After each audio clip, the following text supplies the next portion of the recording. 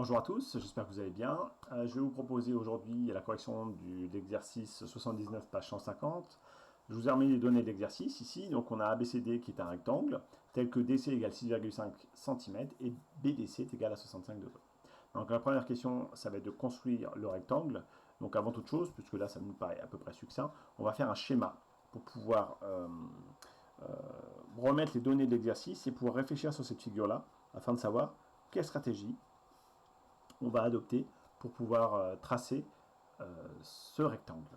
Donc je vous ai mis ici un rectangle fait à main levée, ABCD. Je vous rappelle que nommer un rectangle, on le nomme en faisant le tour du rectangle, comme d'ailleurs tout polygone. Et donc ici, j'ai 6,5 cm pour DC.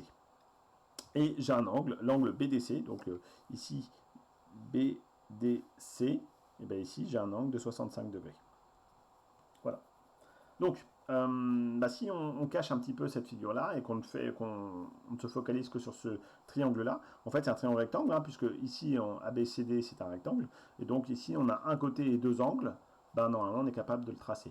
Et une fois qu'on aura tracé BDC, on aura BC qui sera déjà tracé, donc on pourra retracer un angle droit ici, il y a un autre angle droit ici, et les deux perpendiculaires qu'on aura tracés se croiseront en A. Donc ça va être cette stratégie-là qu'on va adopter. Donc d'abord on va se concentrer sur BDC. Dans BDC, il n'y a qu'un seul côté qui est connu, c'est donc le côté DC. Donc je vais tracer d'abord un segment de 6,5 cm. Hop, j'ai mon point C ici et mon point D ici. Comme je code, comme j'ai une donnée ici de 65 degrés, là, je vais poser mon rapporteur, mettre le centre du rapporteur sur le point D et de faire un angle de 65 degrés. Donc c'est un angle qui est assez ouvert, donc faire attention, ça va nous faire une jolie diagonale qui n'est pas du tout celle de mon schéma. Passons. Voilà, donc voilà, j'ai une belle demi-droite. Je vais même faire le bourrin comme je vous l'ai dit. Je fais une petite pensée à Théo qui a l'habitude de faire ça. Donc voilà. Et après, on va faire un angle droit au niveau du point C, puisque je vous ai dit c'est un rectangle. Donc on a un angle droit au niveau du point C. Donc je vais tracer mon angle droit ici. Hop.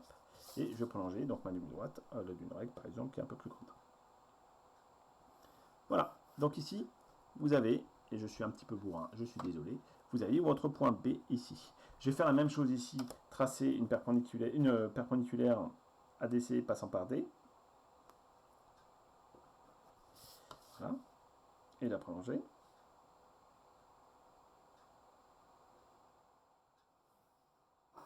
Voilà, et puis je vais refaire une perpendiculaire AB, C passant par B.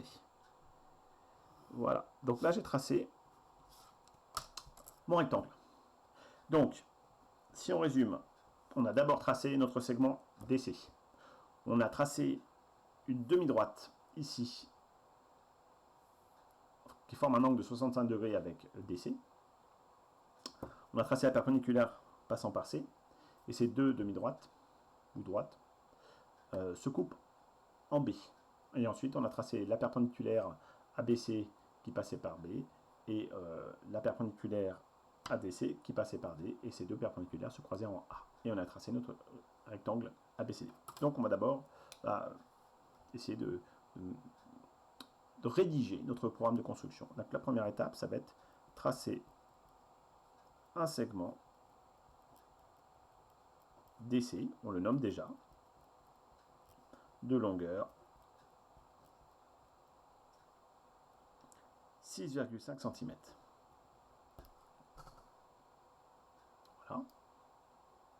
Ensuite, on a tracé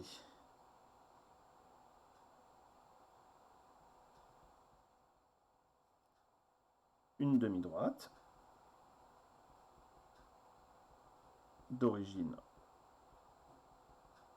D qui forme un angle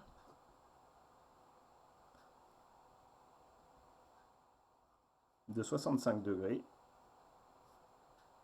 avec DC. Donc c'est notre fameuse demi-droite ici que j'ai tracée en orange. On va la nommer. Cette demi-droite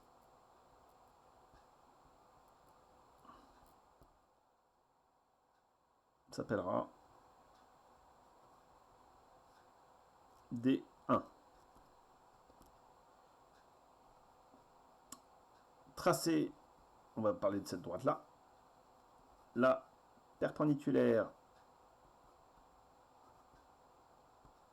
à DC passant par C.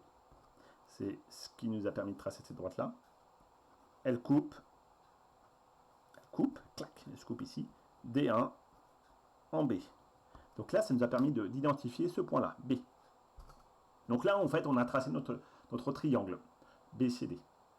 Ensuite, tracer la perpendiculaire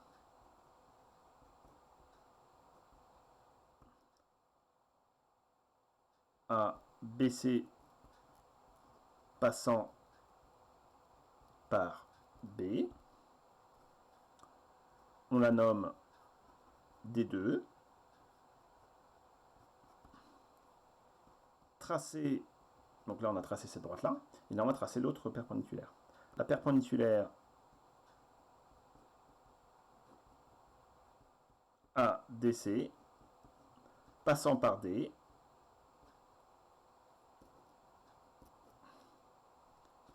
elle coupe D2, cette droite-là coupe la droite D2 en A.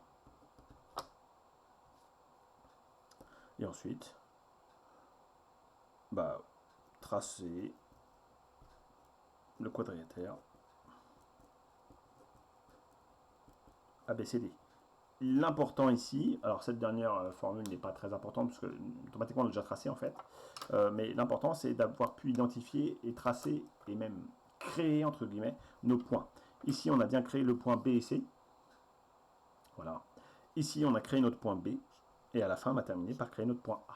Donc on a bien pu tracer notre rectangle ABCD. Alors ce que je vous ai fait ici c'est une proposition de rédaction, il y a énormément de rédactions possibles. Voilà, donc voilà, libre à vous, mais l'idée, ça va être un verbe, une action. Je trace une demi-droite, je trace un segment, je trace un angle. Il s'agit bien à chaque fois de faire une phrase, une action, et de penser à nommer vos objets quand on parle d'intersection.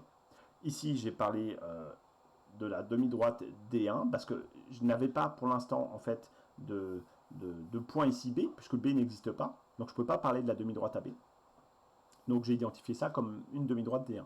Et quand je parle de la perpendiculaire et que j'ai besoin de parler du point d'intersection, c'est bien de pouvoir se référer à la demi-droite d'avant qu'on a nommée D1. Voilà, donc ça peut être bien, c'est une petite stratégie qu'il faut avoir, de nommer nos objets pour plus de commodité lors des programmes de construction et lors de l'explication. Parce que quand vous lisez ça, vous êtes normalement censé être capable de pouvoir dessiner ça, sans le reste au niveau des données. Voilà, bon courage.